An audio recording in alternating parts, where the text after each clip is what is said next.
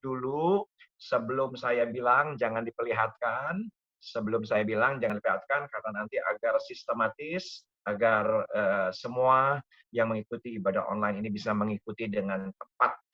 Ya, puji nama Tuhan. Langsung slide yang pertama boleh saya berikan judul tema khotbahnya yaitu adalah anjing. Tema khotbahnya yaitu adalah anjing. Jadi bisa ngikutin Pak RK. Ini Pak RK siapanya Ridwan Kamil? Oke. Terima kasih nuhun Pak RK. Nah, ini judul tema kita malam hari ini yaitu satu kata yaitu adalah anjing. Nah, bagi orang Indonesia, kata anjing itu adalah umpatan.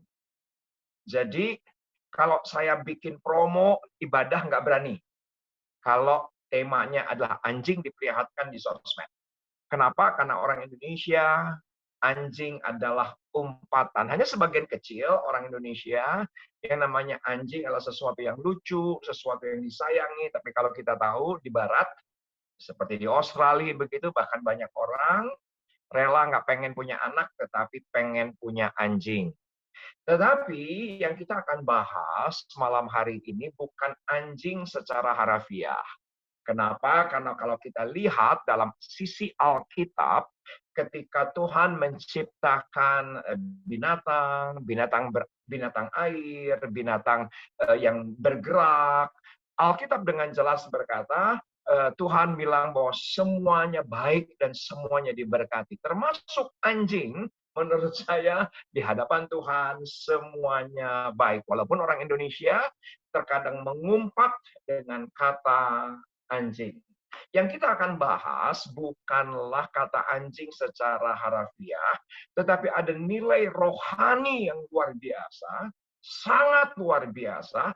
Ini mengandung kasih karunia, ini mengandung anugerah, ini mengandung kebaikan Tuhan. Satu kata yaitu adalah anjing. Nah, sebagaimana semua teman-teman tahu bahwa Alkitab kita perjanjian lama itu menggunakan bahasa Ibrani, sedangkan dalam perjanjian baru menggunakan bahasa Yunani. Nah, kalau dalam bahasa Yunani, saya dapati kata anjing itu muncul di dalam kata proskuneo. Bisa diperlihatkan slide-nya. Proskuneo. Ternyata proskuneo itu identik. Proskuneo itu identik dengan penyembahan. Proskuneo itu adalah identik dengan keintiman. Ternyata kata proskuneo itu terdiri dari dua kata. Yang pertama adalah kuon, yang artinya adalah anjing.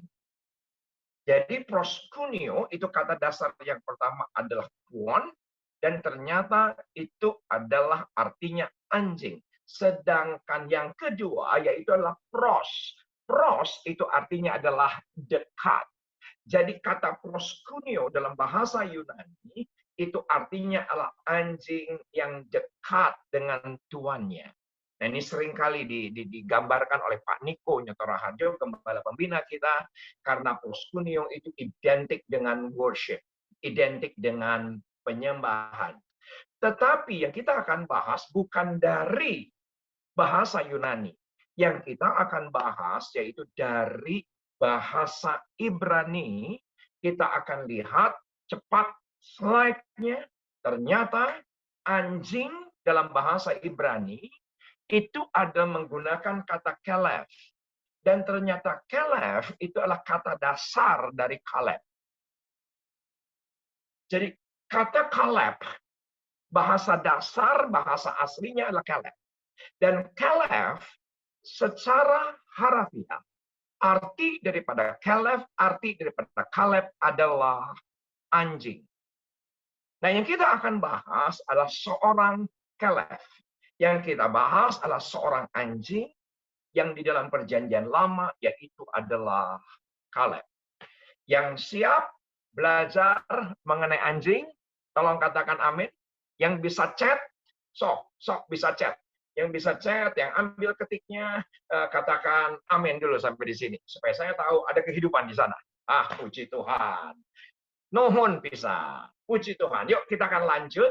Yuk kita akan sampai pada Bilangan 14 ayat yang ke-24. Kita akan belajar, kita akan analisa teks Alkitab kita.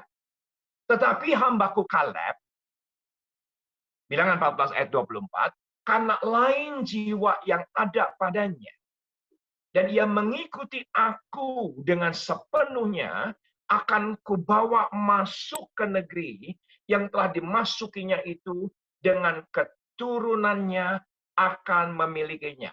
Nuhun pahandaka, nuhun pisan. Oke, perhatikan. Karena lain jiwa yang ada padanya.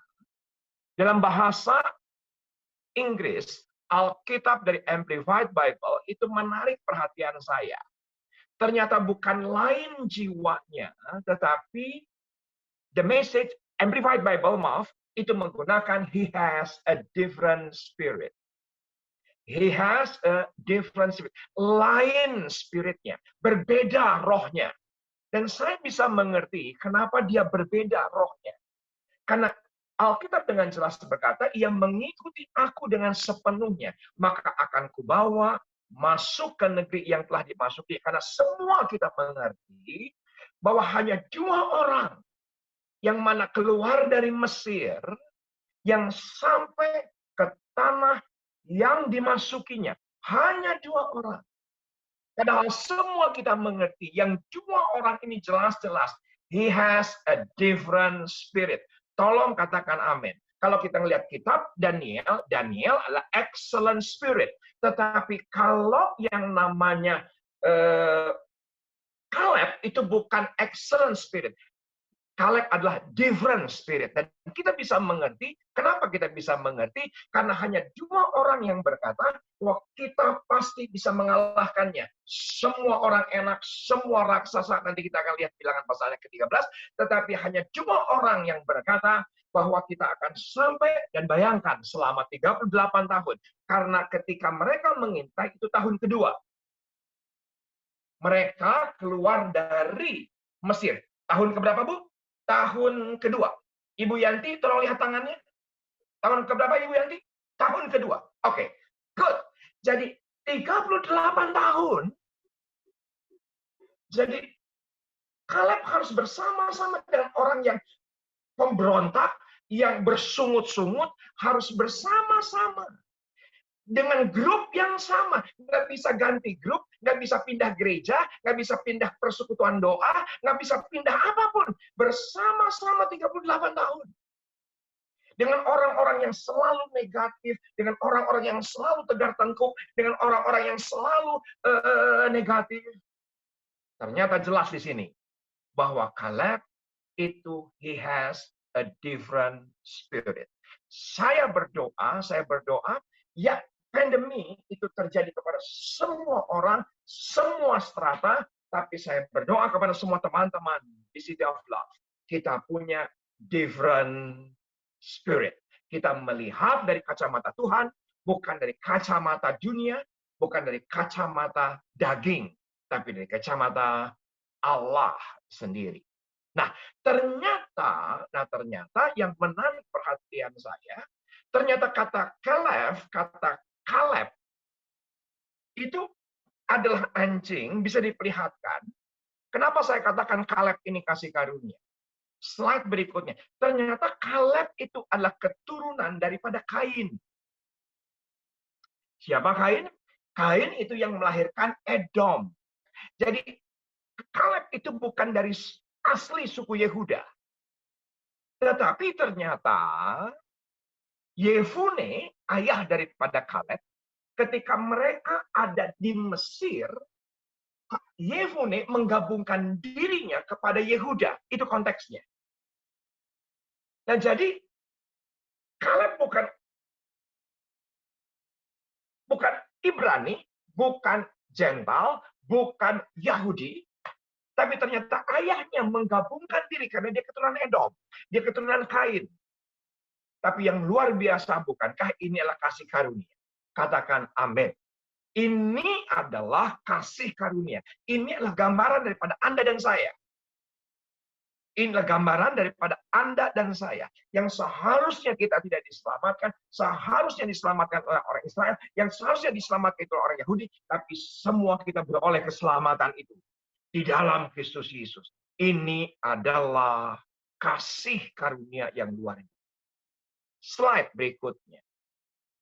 Jadi dia bukan yang menerima janji Tuhan sebagian, tapi Kaleb adalah figur pribadi yang menggenapi janji Tuhan sepenuhnya. Ini doa saya, semua kita telah menerima kasih karunia. Semua yang ada di Zoom meeting ini menerima kasih karunia.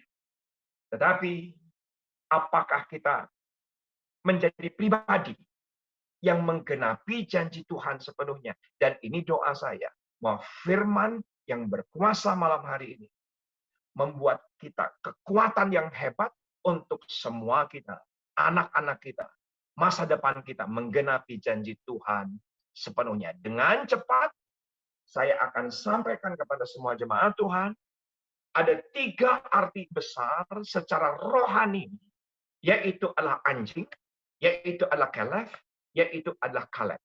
Jadi ada 3 arti besar. Dan saya berdoa, ketika semua teman-teman yang mau capture slide-nya boleh, yang mau minta slide-nya nanti bisa minta kepada Bu Desi, dan semua yang mau foto jelas, tapi kalau mau foto, diposting syaratnya cuma 1, tag nama saya. Itu dia. Jadi supaya saya tahu bahwa saudara diberkati oleh Tuhan, tag namaku di IG story Anda. Oke, yang pertama, arti daripada Kaleb, arti daripada anjing, yaitu adalah berkekuatan besar. Itu adalah arti daripada Kaleb, berkekuatan besar. Tentunya yang kekuatan besarnya itu bukan di uangnya. Tentunya kekuatan besarnya itu bukan di koneksinya. Tentu kekuatan besarnya itu bukan di ototnya atau di kepandaiannya. Nah, kita akan lihat. Yuk sama-sama kita buka slide berikutnya, Yosua pasal yang ke-14. Puji nama Tuhan. Yosua pasal yang ke-14. Bagi teman-teman yang membuka Alkitab, bisa diintip ayat yang ke-1 hingga ayat yang ke-5, pembagian tanah Kanaan. Jadi, masing-masing kepala suku dipanggil, dan pembagian tanah Kanaan diberikan berdasarkan suku masing-masing. Ayat yang ke-1 sampai dengan ayat yang ke-5. Tapi yang hebat adalah dari ayat yang ke-6 sampai dengan akhir daripada perikop ini, ada khusus satu perikop. Dikatakan bahwa Kaleb mendapatkan Hebron. Kaleb mendapatkan janji Tuhan. Dan itu sangat luar biasa. Yuk kita akan lihat. Ayat yang ke-7. Perhatikan apa yang jadi kekuatan daripada Kaleb. Dan kita bisa belajar. Aku berumur 40 tahun ketika aku disuruh Musa. Jadi ketika dia keluar dari Mesir, usia Kaleb 38. 2 tahun kemudian, dia diminta untuk mengintai negeri itu. Disuruh Musa. Hamba Tuhan itu dari Kades Barnea untuk mengintai negeri ini. Dan aku pulang membawa kabar kepadanya yang sejujur-jujurnya. Nah, ini menarik perhatian saya. Ini menarik perhatian saya. Kenapa? Karena kejujuran ini ternyata lahir dari mana? And I brought him a report as it was in my heart. Amplified Bible mengatakan demikian. Jadi itu lahir dari hatinya. Dari hati yang terdalam. Bagi teman-teman, bagi jemaat Tuhan yang mencatat, bisa dicatat apa yang saya katakan. Banyak orang berkata bahwa pusat daripada manusia itu adalah pikiran. Tetapi Alkitabiah, pusat dari manusia itu hati. Tolong katakan ya. Hati yang baru, hati yang gembira, hati yang diperbaharui, hati yang taat. Alkitab dengan jelas berkata bahwa pusat daripada manusia itu adalah bukan otaknya, bukan pikirannya, tetapi adalah hatinya. Berbeda dengan pemikiran dunia dan kebanyakan orang. Ternyata menurut Alkitab dengan jelas, jagalah hatimu dengan penuh kewaspadaan, karena dari situlah terpancar kehidupan. Bukan dari pikiran, dari hati. Nah, bagi teman-teman yang mencatat, silahkan dicatat. Saya temukan sesuatu yang menarik soal hati. Semua kita punya 5 panca indera. Betul ya? Semua kita punya 5 panca indera. Yang pertama itu adalah penglihatan, mata, pendengaran, telinga, peraba, kulit, pengecap, lidah, dan penciuman, hidung. Tapi tolong dicatat, pintu hati dari 5 itulah 2. Yaitu adalah telinga dan mata. Itu pintu hati. Tolong katakan ya. Yang mengikuti khotbah saya sampai di sini, tolong di chat dan bilang bahwa pintu hati adalah mata dan telinga. Coba diketik. Apa pintu hati? Pintu hati adalah mata dan telinga. Apa yang kita lihat itu terekam dalam hati. Tidak terekam dalam perabaan. Tidak terekam. Tidak terekam dalam panca indera yang lain. Tidak terekam. Tetapi apa yang kita dengar itu akan terekam dan masuk dalam hati. Jadi pusat kekuatan daripada Kaleb adalah hatinya. Nah, yuk kita akan lihat sekarang, yaitu ayat yang ke-8. Punten. Ayat yang ke-8, kita lanjutkan. Ayat yang ke-8 dan ayat yang ke-9. Kita lanjutkan. Oke? Sedang saudara-saudaraku yang bersama-sama pergi ke sana dengan aku membuat tawar hati bangsa itu. Aku tetap mengikuti Tuhan Allahku dengan sepenuh hati. Ayat yang ke-9. Jadi jelas di sini, kekuatan besar daripada seseorang itu ada pada hatinya. Pada waktu itu Musa bersumpah katanya, sesungguhnya tanah yang diinjak oleh kakimu itu akan menjadi milik pusakamu dan anak-anakmu sampai selama-lamanya, sebab engkau tetap mengikuti Tuhan Allahku dengan sepenuh hatinya.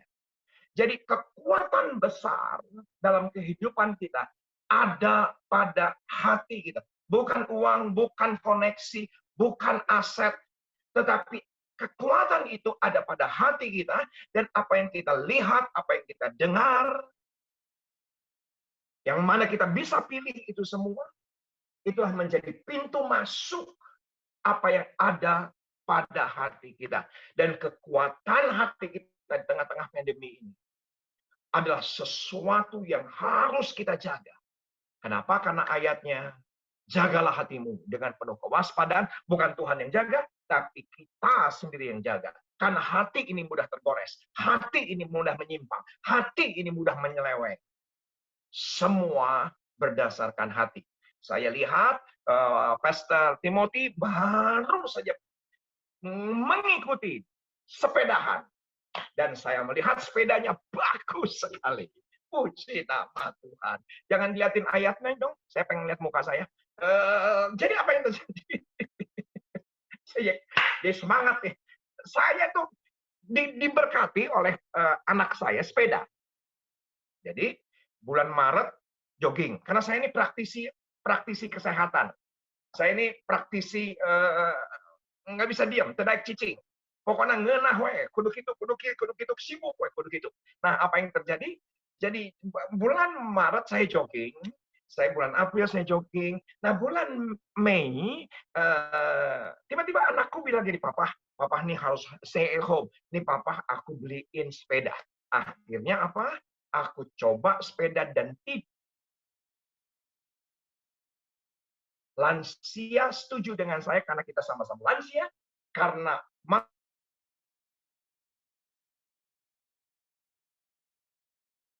maaf, bokong itu semakin menipis. Haleluya, Pak Agus. Maaf yang di sini yang kelihatan cuma Pak Agus doang. Haleluya, bagus. Jadi saya naik sepeda tuh kesiksa luar biasa. Kok nggak kayak orang gitu ya, naik sepeda tuh enak gitu. Saya kesiksa, tapi akhirnya ada caranya. Itu yang namanya sadelnya ditambahin, dan maaf, itu yang namanya celananya dipakein gel. Luar biasa. Nah, akhirnya saya mulai menikmati itu yang namanya main sepeda. Jadi, tapi nggak seperti orang-orang ke PIK dulu, ke Alam Sutra dulu, kemana dulu. Nggak kayak orang-orang, saya mah cuma dekat-dekat rumah aja. Yang paling jauh yaitu adalah saya coba 2 kali gagal. Kenapa gagal? Jadi dari rumah, saya naikkan itu sepeda ke dalam mobil.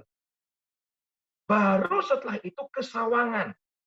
Rencananya pulangnya baru naik sepeda. 15 kilo. 2 kali gagal. Nyampe di Sawangan, Sawangan hujan. Jadi 2 kali gagal. Nggak pernah kejadian. 15 kilo. Saya bilang, saya harus bisa ke Sawangan, atau pulang dari Sawangan, dari gereja, naik sepeda. Akhirnya skenario-nya saya rubah. Jadi bukan dari rumah naik sepeda naikin ke mobil, nanti dari Sawangan, baru dari Sawangan ke pulang. Jadi enggak. Jadi saya sengaja bikin rekaman khotbahnya sore. Jam 4 sore, saya dari rumah menuju Sawangan, itu naik sepeda. Dan Anda tahu, jauhnya luar biasa. Jauh banget. Dan jauhnya luar biasa. Banyak mobil, banyak truk. Waduh, luar biasa, menyulitkan. Saya pengen pulang. Tetapi apa yang terjadi? Dan ternyata Pak, sekarang saya bisa ngerti kalau banjir kiriman itu dari Bogor. Kenapa saya ngerti? Karena ternyata dari arah rumah menuju ke Sawangan, itu jalannya konstan nanjak. Waduh, sekarang saya ngerti kalau air itu dari Bogor ke Jakarta. Kalau naik mobil nggak terasa. Tapi kalau naik sepeda, loh, itu kok terus nanjak, itu terus nanjak, itu terus nanjak. Puji Tuhan, kalau naik mobil 30 menit, itu saya naik sepeda 1 jam 15 menit. Nyampe. Percaya saya, yang jadi kekuatan itu bukan kaki saya, yang jadi kekuatan bukan otot saya, yang jadi kekuatan adalah hati saya. Tolong katakan amin. Semua kita pasti sampai pada tujuan. Semua kita pasti menggenapi janji Tuhan. Tapi ternyata kekuatannya adalah kekuatan hati. Sekarang kita bisa mengerti sama Kaleb. 38 tahun. Dia harus bersama-sama dengan orang yang tertentu. Dia bersama-sama dengan orang yang komplain terus. Betapa sekarang, maaf, kita ketemu banyak orang. Ngeluh terus. Komplain terus. Nggak bisa ini, nggak bisa itu, nggak bisa ini, nggak bisa itu. Saya berdoa. Semua kita punya ketetapan hati. Slide berikutnya, silahkan difoto. Ini bagus sekali. Hati adalah moderator antara roh dan tubuh. Tolong katakan amin. Jadi kalau ini adalah roh, ini adalah tubuh, ya saya tahu bahwa moderatornya itulah jiwa. Tapi di mana kehendak itu? Di mana keinginan itu? Adanya di dalam hati manusia. Jadi segala sesuatu itu akan mengalir dari hati. Paudi nuhun. Pak Agus nuhun. Amin. Hati adalah moderator. Hati-hati. Dari roh dan tubuh kita. Nah, ini menarik. Slide berikutnya. Slide berikutnya, ini menarik. Semua yang ilahi, semua yang sorgawi, semua yang baik, semua yang indah, dimasukkan Tuhan di dalam roh kita. Tolong katakan amin. Dan tidak ada seorang pun yang mencuri, kecuali kita murtad. Damai sejahtera, install di dalam roh kita. Sukacita install dalam roh kita. Janji Tuhan, semua yang baik, masuk dalam hati kita. Dalam roh ini permanen, tidak bisa dicuri, tidak bisa dicuri oleh apapun. Nah, semua yang baik yang ada dalam roh kita, keselamatan, damai sejahtera, buah roh, iman, itu semua ada di dalam roh kita. Dan bagaimana itu menjadi teraplikasi dalam tubuh, ternyata harus lewat hati. Tolong katakan amin. Hati mudah tergores, hati mudah mudah melenceng, hati mudah distraction. Nah, sekarang nih ada satu kata yang terus banyak orang berkata, kita ini terlalu mudah diganggu. Ibadah dengan segala gangguan, kita melenceng. Kita pelayanan dengan distraction, kita melenceng. Kita mudah sekali terganggu. Kenapa? Karena hatinya yang tidak dijaga dengan penuh kewaspadaan. Padahal hati adalah moderator. Katakan bersama dengan saya moderator. Belum semua, katakan bersama dengan saya moderator. Saya tahu nggak kedengeran, tapi tenanawan pokoknya mah cuap-cuap gitu, pokoknya ngomong seketika gitu ya. Jadi hati adalah moderator. Nah, teman-teman, sekarang tolong diperlihatkan Pak RK, bisa nggak ini nggak ada di slide, tidak ada di slide, tapi tolong dilihatkan yaitu adalah Ibrani 6 ayat yang ke-19. Ibrani 6 ayat yang ke-19. Ibrani 6 ayat yang ke-19. Yuk sama-sama kita lihat. Ini ayat menjadi ayat yang berharga, ayat yang mahal. Sebelum pandemi, ayat ini ayat yang tidak pernah disentuh. Kenapa? Karena semuanya baik, semuanya gampang, bisnis gampang, cari project gampang. Rasanya semua menjadi gampang. Tapi ternyata ada yang mahal. Setelah pandemi, yaitu adalah satu kata. Kata ini adalah hope. Kata ini adalah harapan. Tolong katakan amin. Ya, paling atas. Paling atas. Sudah, mantap itu. Pengharapan itu adalah sauh yang kuat dan aman bagi jiwa kita. Nah, apa yang ada pada jiwa? Hati. Jadi kalau iman itu dimasukkan di dalam roh, tapi pengharapan itu dimasukkan dalam hati kita. Jadi itu aman bagi jiwa kita, itu kuat bagi jiwa kita, yaitu yang namanya adalah harapan. Nah, harapan itu tidak diinstal di roh, tapi harapan itu diinstal di dalam jiwa. Di dalam hati kita. Maka apa yang terjadi? Kita sekarang bisa mengerti dengan apa tadi dikatakan oleh Caleb. Yuk langsung kita akan lihat bilangan pasal yang ke-13. Maaf Bapak-Bapak, saya terlalu semangat nih. Bapak-Bapak saya semangat? Tenang. Yuk kita lihat. Bilangan pasal yang ke-13 ayat 23. Bilangan 13 ayat yang ke-23. Bagus sekali. Ayat yang ke-23. Bilangan 13 ayat 23. Nah, 12 pengintai ayat yang ke-23, perhatikan.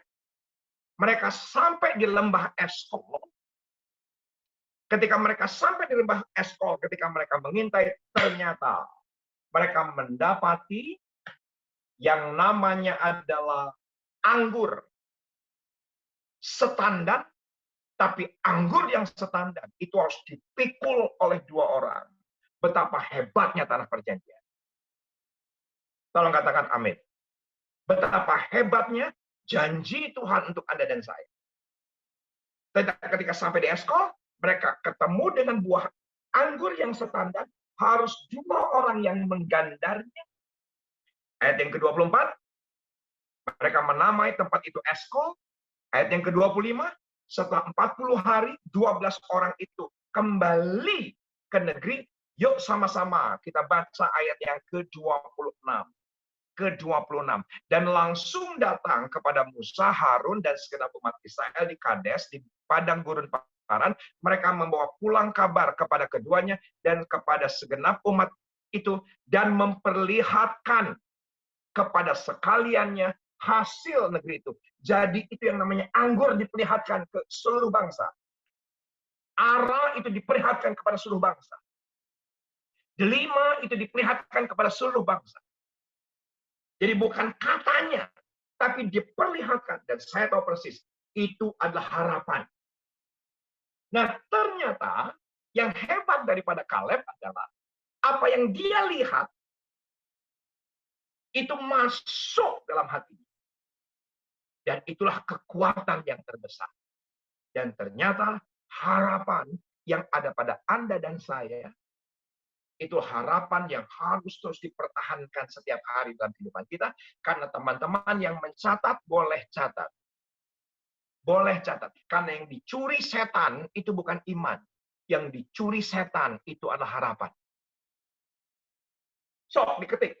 Yang mengikuti sampai di sini, tolong diketik. Yang dicuri iblis bukan iman. Karena iman itu ada dalam roh kita. Tidak ada seorang pun yang bisa ambil.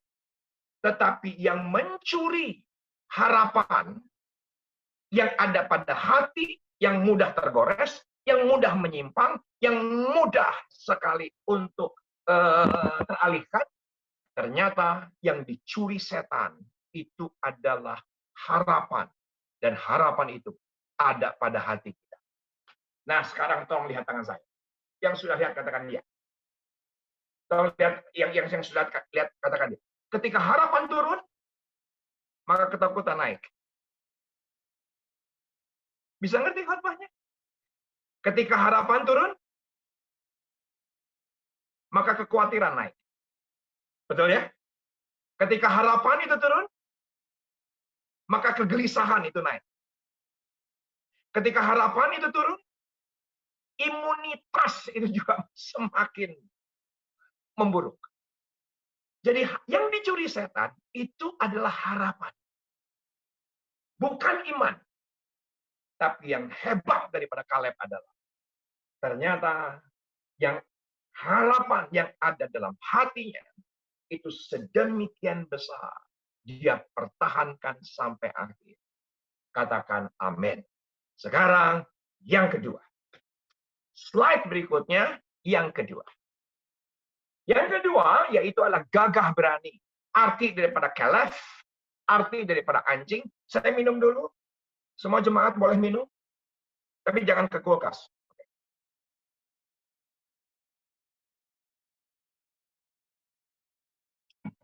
Arti yang kedua daripada anjing yaitu adalah gagah berani. Yuk kita akan lihat ayat yang ke-10. Puji nama Tuhan. Kita lihat pelan-pelan. Ayat 10 dan 11. Jadi sekarang sesungguhnya Tuhan telah memelihara hidupku. Seperti yang dijanjikannya, kini sudah 45 tahun lamanya. Sejak diucapkan Tuhan firman itu kepada Musa, semua kita tahu di usia 40, dia mendengar janji di usia 40. Ketika Kaleb mengintai 38 tahun di padang gurun, dan ternyata ini adalah tahun ke-7. Tahun ke-7 mereka sudah sampai di Kanaan. Mereka sudah rubuhkan tembok Yeriko. Mereka sudah berperang sampai di Yosua 14 ini. Ini tahun ke-7 mereka ada di Kanaan. Dan apa yang terjadi? Sejak diucapkan firman itu kepada Musa, dan selama itu orang Israel mengembara di padang gurun, jadi sekarang telah berumur 85 tahun aku hari ini. Nah, perhatikan ayat yang ke-11. Pada waktu ini aku masih sama kuat, sama seperti waktu aku disuruh Musa, usia 40 tahun. Seperti kekuatanku pada waktu itu, demikianlah kekuatanku sekarang untuk berperang dan keluar masuk. Saudaraku, dia masuk ke Hebron bukan begitu saja masuk.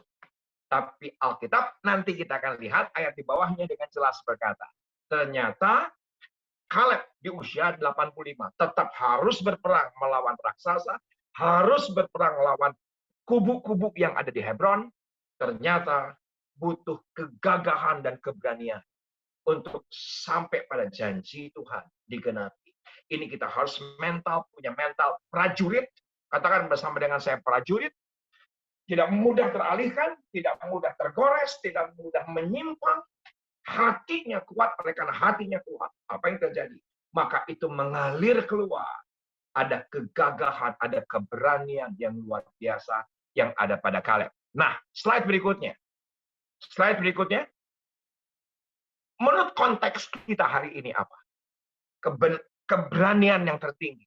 Menurut saya keberanian yang tertinggi hari ini, yaitu memegang prinsip kebenaran, adalah keberanian tertinggi di tengah kompromi. Tolong katakan amin.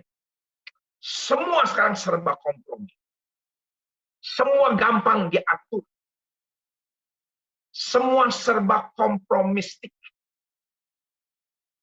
Dulu kebaktian offline, sekarang kebaktian online. Semua serba kompromi. Saya minta maaf, dulu waktu offline aja orang di gereja nggak fokus, apalagi waktu online. Aduh, kencing dulu, masak dulu, sepedahan dulu. Sepertinya ikutin ibadah, tapi cuman mukanya doang yang tidak berubah. Padahal dia ke toko dulu, ke mall. Yang penting slide-nya nongol. Yang penting slide-nya hadir. Muka saya hadir. Tetapi apa yang terjadi? Sekarang mudah sekali orang kompromi. Saya berdoa.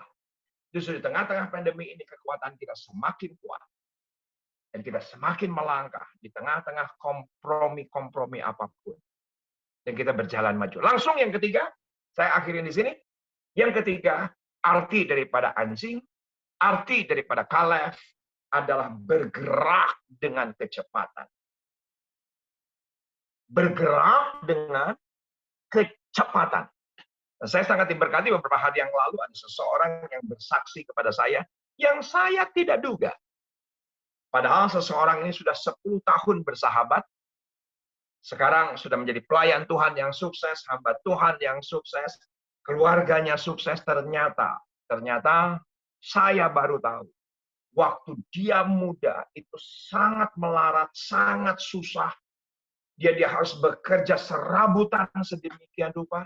10 tahun terakhir yang saya kenal sudah berhasil, sudah sukses, tapi saya tidak menyangka kalau apa yang diawali pada saat awal dia melangkah, bekerja, berusaha sedemikian sulitnya. Dan saya tanya sesuatu yang sederhana.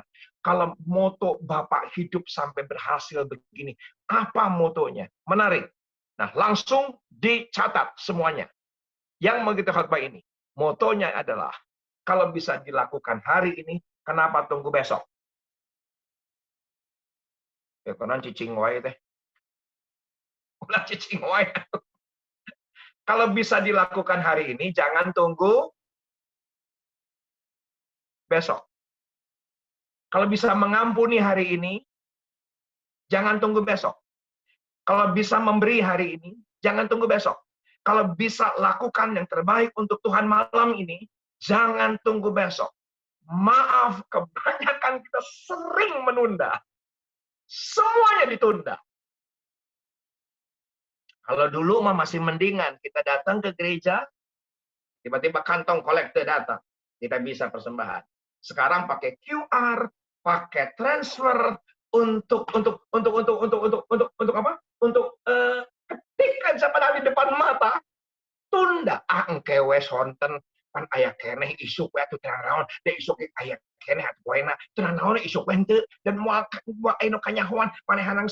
Kalau dulu kan harus terpaksa tuh ada kantong kolektor tuh lewat tuh, nggak enak kan sama kolektannya kalau kita nggak. Tapi setelah online, apa yang terjadi? Semua serba ditunda. Kalau kita bisa lakukan hari ini, tolong diketik. Kenapa harus kita lakukan besok? Kalau bisa melakukannya lebih cepat, lebih baik. Tolong katakan amin. Nah, di mana ayatnya? Yuk kita akan lihat. Bagian yang terakhir. Bagian yang terakhir. Kita akan lihat. Ayat 12. Sama-sama yang di rumah baca dengan suara keras. Hanya satu ayat saja. Dan ayat ini adalah ayat yang terakhir. Puji nama Tuhan. Pastor Timothy nuhun, Ibu nuhun, Sadayana nuhun, bisa melayani hari. Oke, yuk sama-sama kita baca ayat yang ke-12 dari Yosua 14, 2, 3 ya, oleh sebab itu berikanlah kepadaku pegunungan yang dijanjikan Tuhan pada waktu itu, sebab engkau sendiri mendengar pada waktu itu. Jadi yuk Kaleb tagih Yosua bahwa di sana ada orang enak dengan kota-kota yang besar dan berkubu, walaupun usianya 85 tahun. Nah, mungkin Tuhan menyertai aku, sehingga aku menghalau mereka seperti yang difirmankan Tuhan. Langsung slide berikutnya. Saya senang dengan slide ini. Hidup adalah kumpulan firman Tuhan yang kita renungkan dan lakukan. Tolong katakan amin.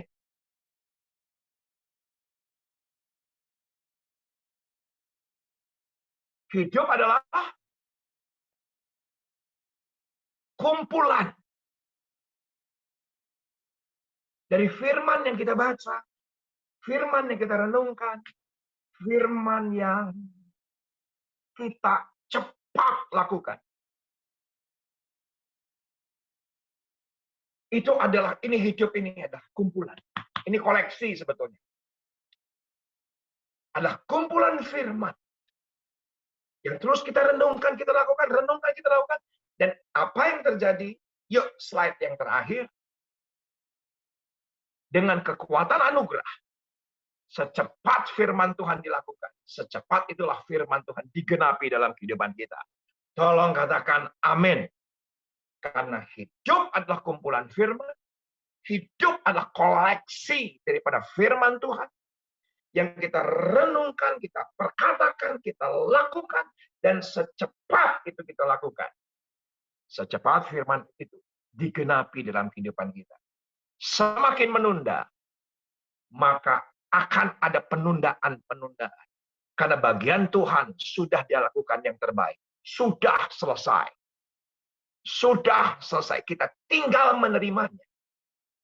Tapi yang penting sekarang adalah secepat apa yang kita bisa lakukan ketika sudah digerakkan oleh Roh Kudus, digerakkan oleh Tuhan, mengampuni, memberi, dan bertobat, secepat itu pemulihan terjadi dalam kehidupan kita. Mantap. Kenapa? Tunggu besok kalau bisa kerjakan sekarang. Puji nama Tuhan. Saya akan akhiri dengan kesaksian.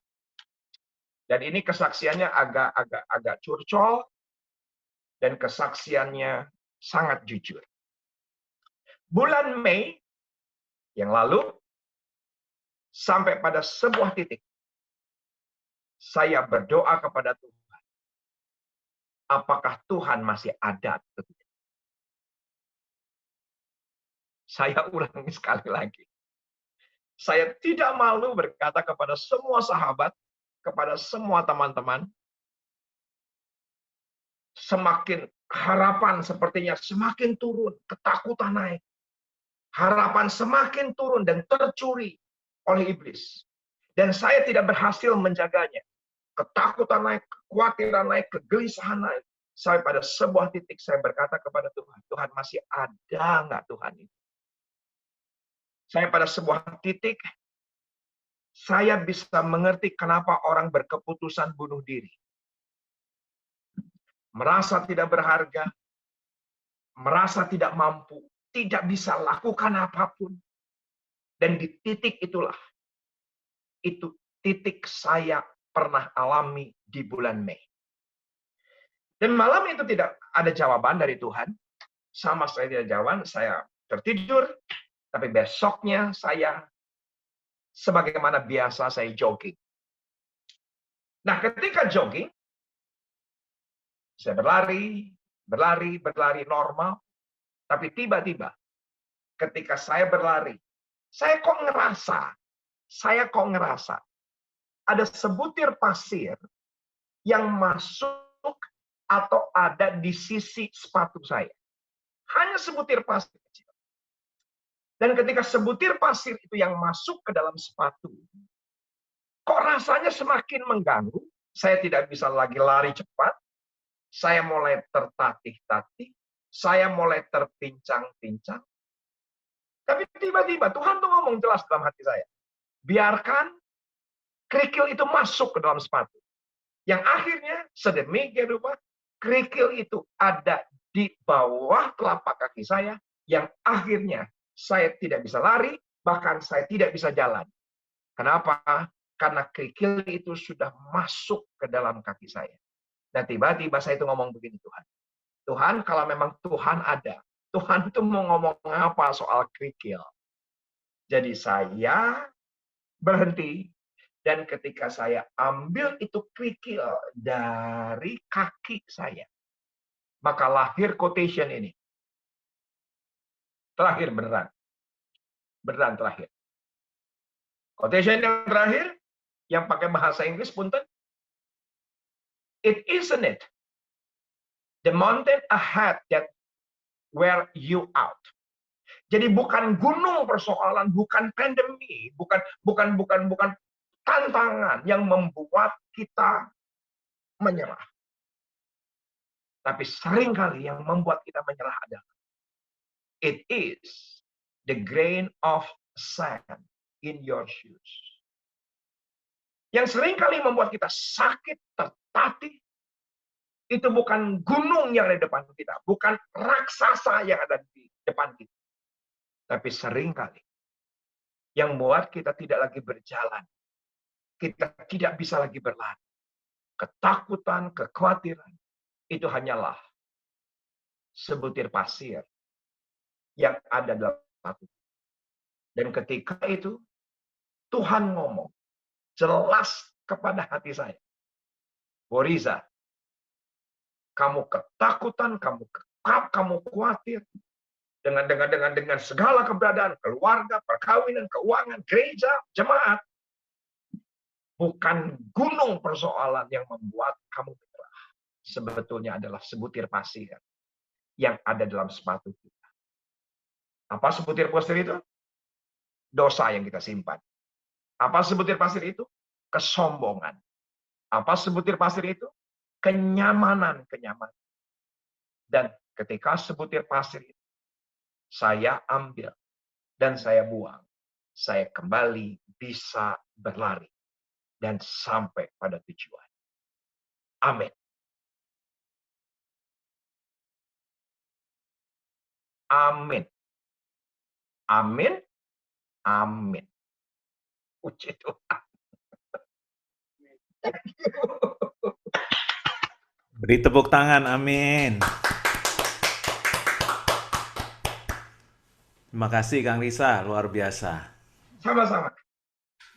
Berarti pasirnya di dalam hati juga ya? Ya, bisa diartikan banyak hal. Ya. Pak RK itu Pak Randy Kurniawan, Pak. Oke, puji Tuhan. Pak Randy, nuhun. Nuhun, Pak Randy. Nuhun pisan, Pak Randy. Mana Pak Randy teh wajahnya? Nggak kelihatan. Iya, yang lagi benerin rambut tadi barusan. Oh, gitu. Nuhun, Kang Randy. Ya. Kang, sorry mau nanya, Kang. Boleh. Kalau iman kan kita mengharapkan sesuatu yang belum kelihatan ya. Dasar Ya. sesuatu yang kita harapkan dan bukti Ya. sesuatu yang belum kita lihat. Nah, kalau pengharapan mesti lihat dulu, Kang. Nah, kalau harapan itu kelak. Apa? Iman itu sekarang. Oh, pengharapan nanti yang di depan. Ya. Tapi kan tadi ngelihat dulu tuh, ngelihat ada tanda anggur. Jadi waktu betul. itu membawa harapan ya. Ya, harapan. Kelak nanti saya akan sampai di sana. Umpamanya kita saat ini udah beriman tapi belum lihat pengharapan itu ada gitu. Itu Pengharapan itu sebetulnya ada.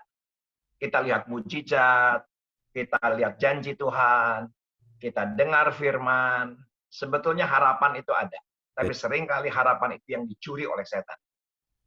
jadi pengharapan tuh dari iman juga, dari firman Tuhan. Itu kita percaya di depan kita ada harapan gitu ya. Iya, betul. Ya. Betul. Oke. Jadi Thank jadi you. poinnya, Pak Randy bisa nggak diperlihatkan yang tadi disebutkan oleh Pastor Tim, yaitu Ibrani pasal yang ke-11 ayat yang ke-1.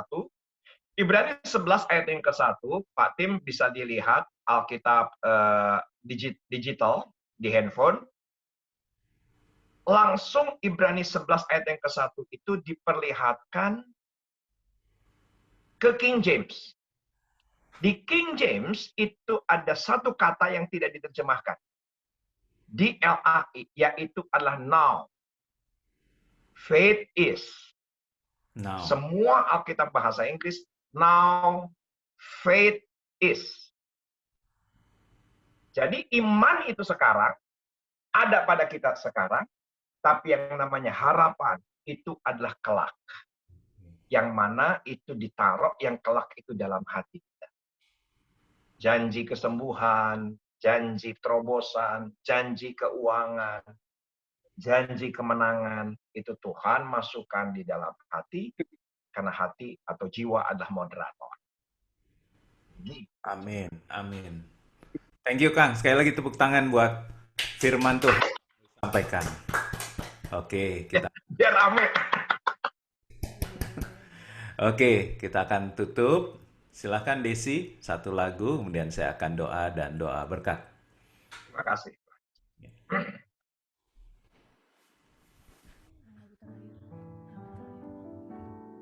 Ku sembah Engkau, Allah yang perkasa, ku sanjung tinggi namamu di hidupku, Tuhan, tiada yang lain. Hanya Kau satu hatiku. Ku sembah Engkau, Allah yang perkasa, ku sanjung tinggi namamu di hidup, Tuhan, tiada Yang lain. hanya Kau satu di hatiku. Katakan Tuhan, Tuhan, tiada yang lain. Hanya Kau satu di hatiku, Tuhan, Tuhan, tiada yang lain. Hanya Kau satu di hatiku.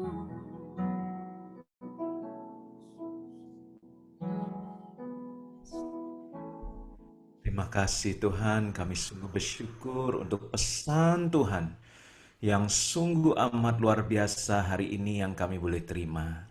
Khususnya buat hati kami Tuhan, karena hati kami adalah moderator antara roh dan tubuh.